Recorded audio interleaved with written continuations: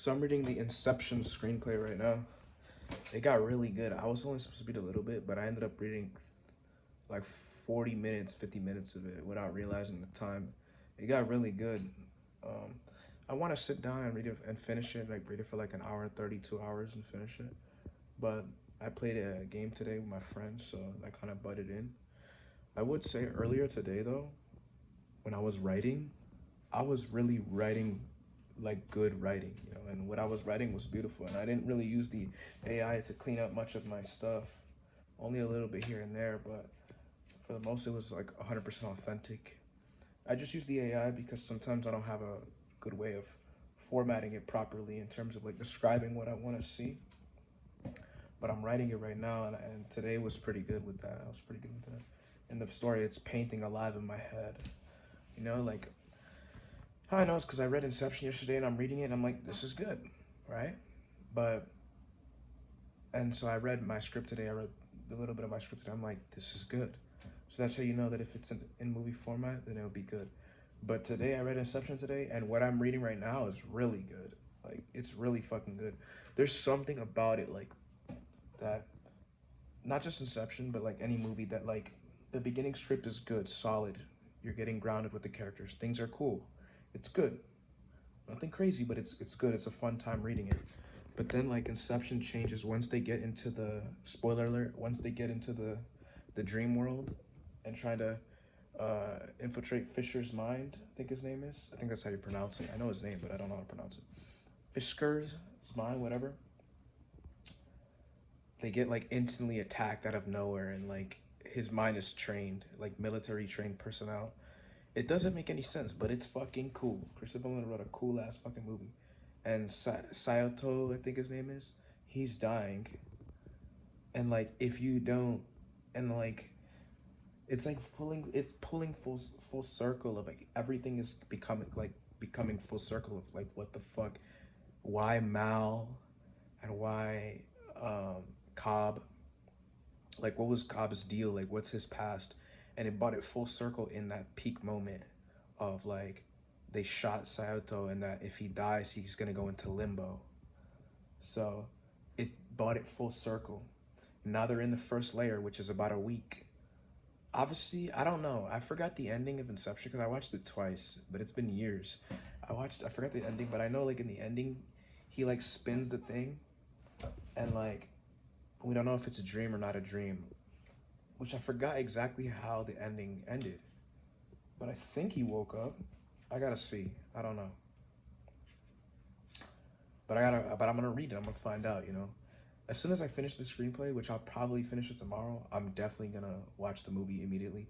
I'm on Godfather Part 3. It's okay. It's not on the same level of the first two, but it's okay. It's good. I'm gonna finish that tomorrow. And then when I'm gonna finish Inception screenplay tomorrow, I wanna watch it. I mean, let's see if I write quick enough. Not rushing, but if I write 3 clean pages tomorrow, and I flow through it, and I finish Godfather, and then I finish Inception, and I have a little bit of energy, I'm gonna watch, and it's not too late, I'm gonna watch Inception. But maybe I want to save it for tomorrow, then like 2 days from now, so I can really watch it on a full, like, energized up.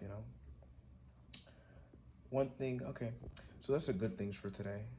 Um, my visualization was great today, and I think that's probably what made me write a little better. I'm not sure, but we'll see. It was the strongest visualization I had in the 5 days of doing this so far, but we'll see. Um, a couple downsides for today, not downsides, but things that make me believe, not believe, but like starting to see and prove that what Neville Goddard is saying is kind of correct in a way, right? I don't know if it's 100% correct, but I'm starting to see like his information bleeding through in my life, and I'm paying attention to it, and I'll explain. Like, why am I going on like today? I said earlier today, when I was outside after my run, after my workout of weights and running, I said, okay, don't go on Twitch, don't go on YouTube and watch a video, don't do none of these things. Just do what you design, do what you said you were gonna do today, and just do it, and just get straight to it. If you wanna take a break, go up and walk around and stretch and move, because you gotta move because you're sitting in a chair. But I went to Twitch, I went to YouTube, I'm on a video right now, and this is what I think is Neville's talking about in terms of like what is planted in the mind subconsciously will write itself out. And he said, and Neville says the illusion of free will is a pretty real thing. Like, you have a conscious power. You can use your conscious power and react to the day differently, but the subconscious will bleed through. You can go a full day, maybe a couple days, maybe a week of consciously doing something, right? But the subconscious, if you're not powerful enough, it will bleed through with one little moment of a focus, like getting off the thing, like a one little moment of like not being focused, one little moment of that, and the subconscious bleeds through, and you do what you've used to do in the past. So if you're trying to break an addiction, it bleeds through. It gives you temptation, starts throwing the thought, the urge, and you start, dipping your toes in the urge a little bit, like 10 seconds, 1 minute, 2 minutes. Let me just see this video and see what this video is talking about. Let me see what this Twitch stream is talking about. What are these people doing? Like, this is my addiction. This is what I was addicted to. I don't want to be doing that. Nothing wrong with their career, but I want to move on and do what I want to do, and I want to focus on what I want to do for 30 days. I just gave myself 30 days to do it, and at the end of the 30 days, I can splurge, and I want to be with every day, you know. But it's fucking dipping my toes. The subconscious is coming in.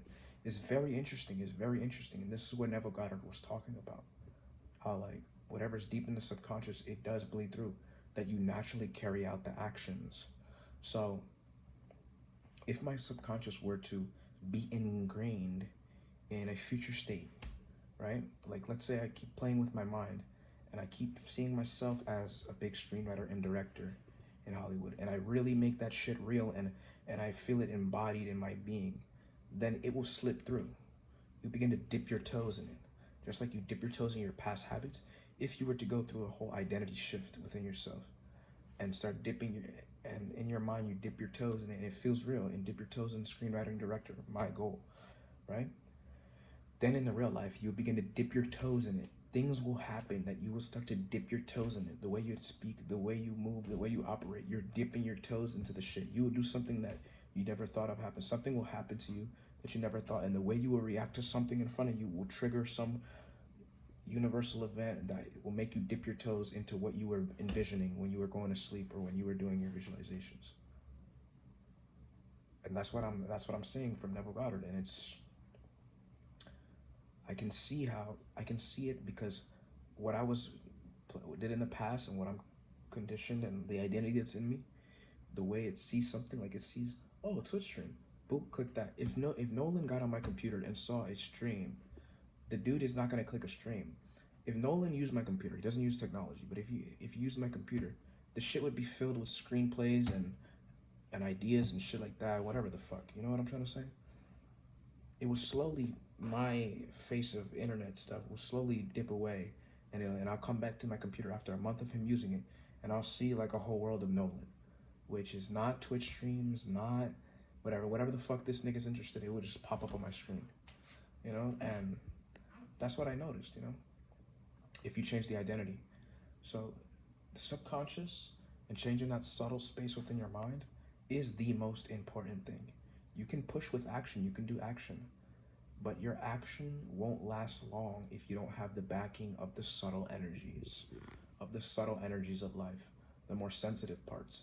If you don't have those, the ones that work in the background, and if you don't like autopilot them and put them in a certain direction, right, then whatever was there is going to take over. Slowly, it's going to bleed through.